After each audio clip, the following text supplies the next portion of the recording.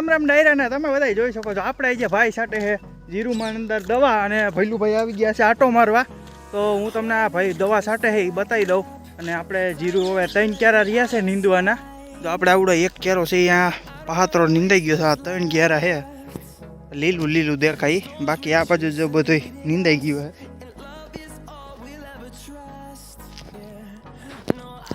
આ બાજુ બધે નીંદાઈ ગયો. બાબા 3 ક્યારા છે. અને ધવલભાઈ ની જો આવી ગયા છે ચા પીવા. જો સિક્કુડી હેઠે પૂગ્યા છે. અને જો વાળિયા ભૂમિબેન બધા આવો, હાલો હાલો ચા પીવા. ભાઈ જો દવાનો પંપ ભરે હવે. અને એક પંપ સાઈટો એમાં કેટલી 1 2 3 અને માથે 4. ચોથામાં થોડુંક એવું અર્થે પૂગ્યો જો અહીંયા, હજી અહીંયા નથી પૂગ્યો. એટલે એક પંપમાં 4 આવ્યું જાય ને 20 લીટર પંપ છે આપણે ડબલ મોટર વાળો. અને ડબલ મોટર જ છાંટે છે ભાઈ.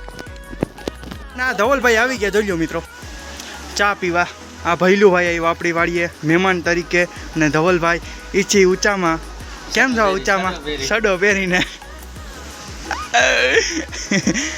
અને બધા આવી ગયા ચા પીવા. દૂધની કોથળી લેવા ને 2 હાલો જ અહીંયામાં પૌવા ચા પકાવે છે. તાજો રગડો 2 કોથળીનો હોવ નકરા દૂધનો. અરે નકરા દૂધનો ચા. તો મિત્રો અત્યારે છે ને આપણે ઈડેની અંદર પાણી હાલે છે. અને આપણે હેરવાઈ જો ગાડીનું કામકાજ પડ્યું હતું સવારે. આમાં અત્યારે ઓઇલ બદલાવ્યું એટલે અડધી કલાક જેવું. આપણે જે આ ગાડીમાંથી નીકળેલું ને જે આપણી એવડી એમાં જે કંઈ જાજો ટાઈમ થયો ને તો ગાડીમાં કાઢી લીધું. હવે કાંઈ એટલું હાલ્યું નહીં, 1000 કિલોમીટર હાલ્યું છે. તો અમે આમાંથી કાઢી લીધું કારણ કે આની સર્વિસ થઈ હતી આખી. એટલે અને તમે જોઈ શકો થોડોક મોરો બોરો ને બધું ચમકતું હોય છે એવું. આની અંદર આપણે ઓઇલ નાખી દીધું. જૂનું ઓઇલ હતું એ કાઢીને આપણે મેળ દીધું. અને આમાં જો પંખામાં મોટા ગેર આપણે હલવાઈ ગયો હતો. આપણે રૂના ને કુંભળા ને એવું બધું કંઈક કંઈક હતું નહીં, હલાઈ ગયું હતું. તે આ જો આ એટલું સોલાઈ ગયું આ બધું ઓઇલ. અને હવે ગામમાં જઈએ એટલે આપણે હવા બેયમાં ચેક કરાવી નાખવાની. અને આપણે આ પંખો એક પડ્યો છે જો તમે અહીંયા. હવે આ પંખો એક આપણે આમાં નાખી દેવાનો. નીચેનો પંખો છે આપણે ઉપરનો તો હળી ગયો હતો. આપણે અહીંયાથી આ બોલ હોય ને ત્યાં નાખવાનું હોય એ હળી ગયું હતું. એટલે એ કંઈ કરવાનું નથી. અને પછી આપણે ચેન ટાઈટ કરી દેવાની છે. અને આપણે પાણીનું જો હમણાં 25 મિનિટ જેવું થવા આવ્યું છે. એટલે આપણે થાય એટલે નાકું વારવા જવાનું છે.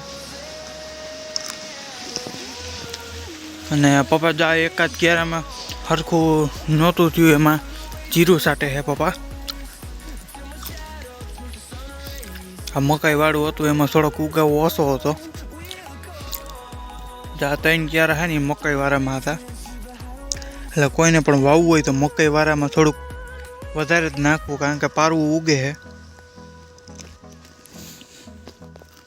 ઉગાવો થોડોક ઓછો લે. અને મમ્મીને જો હવે 2 ક્યારા છે, 3જો ક્યારો તો અડધે પૂગી ગયો છે એમ તો.